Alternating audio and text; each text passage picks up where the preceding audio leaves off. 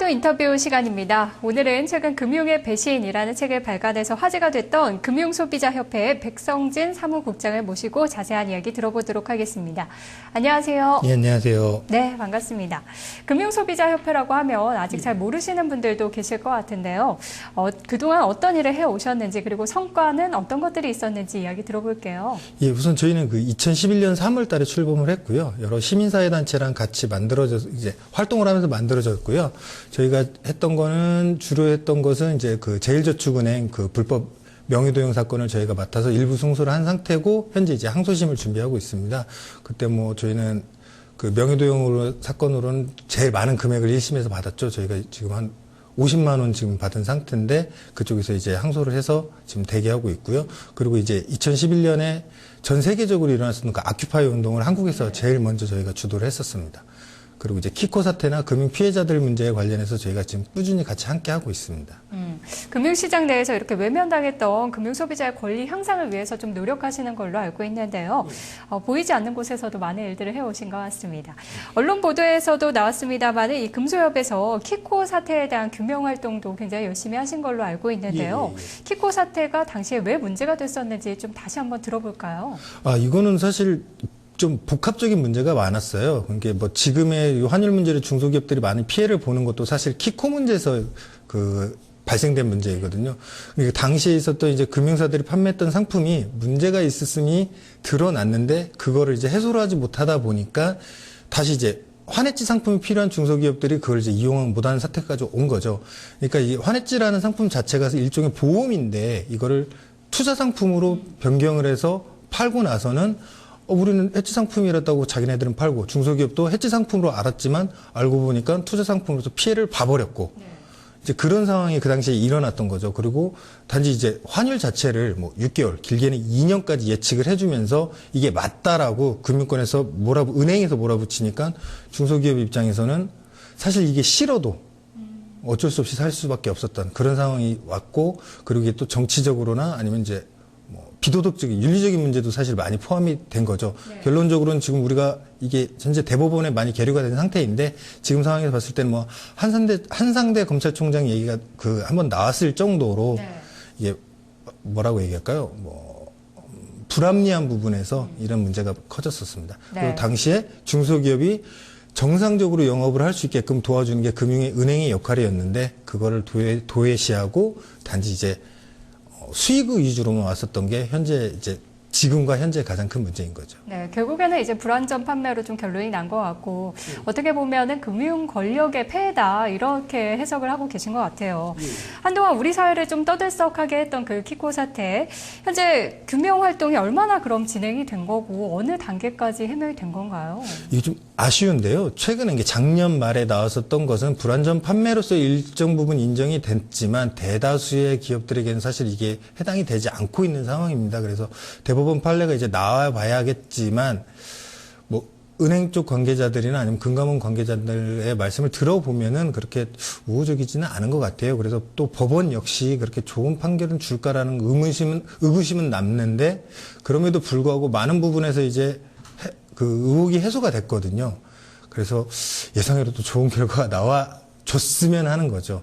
당시에 있었던 문제처럼 검찰이 기소했다가 이제 무혐의로 냈던 그런 부분도 사실 이제 미국 금융당국에서는 사기로 기소하겠다라고 분명히 밝혔었고 그 문서 역시 이제 드러났고 하지만 법원이 아직까지 그거를 이제 인용을 안 해주고 있는 상황인 거죠. 그렇군요. 그래서 굉장히 복잡한 상황입니다. 사실 해소가 돼야 하고 잘못된 부분 분명히 그 부분을 책임을 져야 하는 건데 이게 좀 안 되고 있습니다. 물론 근데 선거 전에는 이제 대선 전에는 현재 박근혜 캠프의 진용 위원장님 같은 경우에 직접 방문을 하셔서 이 문제를 직접 해결하겠다라고 말씀하셨기도 했고 또 역시 민주당에서도 김진표 의원님이 직접 오셔서 정세균 의원님이 직접 오셔서 이 문제를 해소를 하겠다, 최선을 다하겠다라고 말씀을 하신 상태이긴 합니다. 당시에는.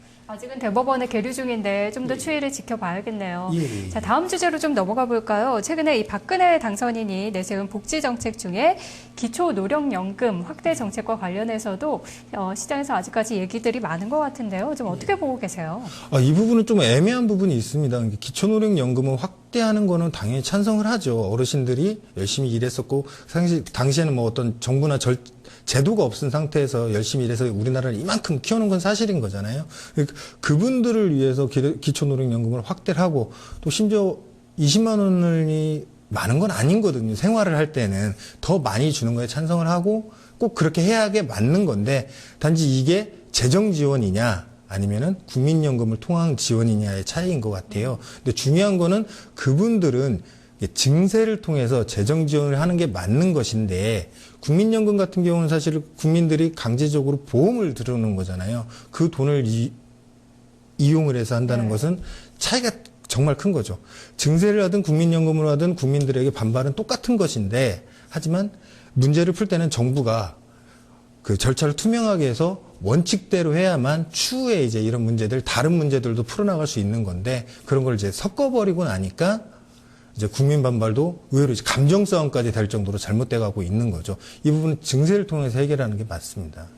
증세를 통해서 보편적인 복지를 해야 된다. 보편적 복지를 다변해서 이 문제를 해결해 놔야지, 국민연금을, 사실 제가 낸 국민연금이 그렇게 돌아간다는 건 사실 저는 반대하거든요. 하지만 어르신들이나 아니면 이제 소외계층에 대한 보편적 복지를 위해서 재정을 지원하기 위한 증세를 한다면 저는 찬성을 합니다. 네. 또 박근혜 당선인의 공약 중에 국민행복기금, 이것과 관련해서는 어떻게 생각하세요? 이것도 이제 앞서 말씀드린 것과 같은 맥락에 있는 건데요. 그래서 국민행복기금 자체는 사실 재정 지원입니다. 왜 그러냐면 뭐 자산관리공사의 자금을 돌려서 쓰는 거기 때문에. 하지만 이거를 이제 재정 지원이라고 하지 않고 선거를 뛰고 공약을 했기 때문에 문제가 뭐냐면은 자금 조달 자체에서도 문제가 생기는 거죠. 그 자산관리공사에서 조달하면 약 한 3.5%에서 4% 정도의 자산을 조달을 하게 되는데, 그 이자 자체 이제 낼 수가 없게 됩니다. 3년 안에. 금액이 1조 8천억 정도밖에 안 되기 때문에요. 근데 이게 사실 정부가 애초에 나서서 이걸 재정 지원을 하겠다라고 했으면은 자금 지원 조달 비용 자체가 낮춰질 수도 있었고, 또 이게 제도적으로 딱 하면서 국민들에게 안정감을 줄 수가 있는데, 그렇지 않고 이거를 속이고 하다 보니까 이게 흐릿하게 나오는 거죠, 모양 자체가. 그리고 신용불량자에 대해서 지원을 하겠다. 그러면은 사실 신용불량자 같은 경우는 우리나라가 외환위기 이후부터 일어난 일들이기 때문에 정부에서 일정 부분 재원 조달을 통해서 해소를 할 수 있는 거는 사실 국가 정책에도 도움이 크게 되는 조건이기 때문에 그게 큰 문제는 없을 건데, 이런 식으로 가다 보면 문제가 결론적으로는 금융사의 부실채권을 비싼 값에 사들여서 해결을 하려고 하는 방식밖에 안 되기 때문에 결론적으로 소외된 피해 아니면은 이제 어려운 계층에게 지원을 하는 게 아니고 금융사 지원으로만 또 끝나버릴 수밖에 없다라는 게 가장 큰 문제인 거죠. 이런 걸 투명하고 절차를 이렇게 공개를 해서 하면 이 문제가 해소가 될 건데, 그러지 않고 자꾸 이제 숨기려고만 하는 게 현재 정책의 가장 큰 문제인 것 같습니다. 네. 자, 마지막 질문으로 좀 넘어가 보도록 할게요. 현재 금소협에서 추진 중인 사업이 있다고 들었는데요. 설명 좀 해주세요. 저희가 지금 이제 그 협동조합 위주로 이제 사업을 다시 개편을 하려고 노력을 하고 있는데요.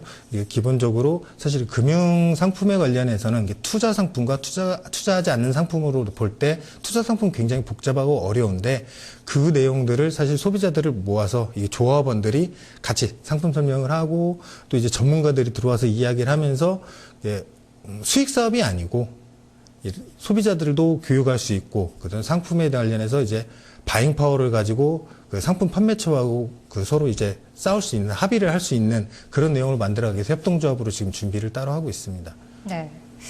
구체적으로는 어떤 내용들을 좀 다루실 건가요? 우선은 이제 펀드 상품 같은 경우는 아니면 보험 상품, 그리고 이제 그 담보대출 상품이 굉장히 문제가 아니고 굉장히 상품이 많잖아요. 하지만 사실 담보대출을 예를 들을 때 사람들은 그냥 은행 가서 하는 거지 그 많은 상품을 확인할 수도 없고 그 많은 은행을 볼 수가 없는 거잖아요. 그래서 이제 그런 들을 예를 들어서 뭐 A 지구라고 가정했을 때 거기에 계신 소비자들과 함께 한 은행이랑 결합을 해서 다른 은행보다 좀 더 싸게 그런 걸 이제 하나씩 이제 잡아가보자 하는 거죠. 네, 요즘에 협동조합 이야기 많이 나오던데 틀 잘 잡아가시기를 바랄게요. 네, 오늘 금융소비자협회 백성진 사무국장과 함께했습니다. 고맙습니다. 감사합니다. 네, 우리 시장 흐름 다시 한번 체크해 보도록 하겠습니다. 코스피가 보합권에서 등락을 오가면서 현재는 다시 플러스 전환에는 성공을 했습니다. 0.14%의 상승 1953선, 코스닥은 0.4%대로 오르며 507선 기록 중입니다. 남은 시간들 전략 잘 세우시기 바랍니다. 고맙습니다.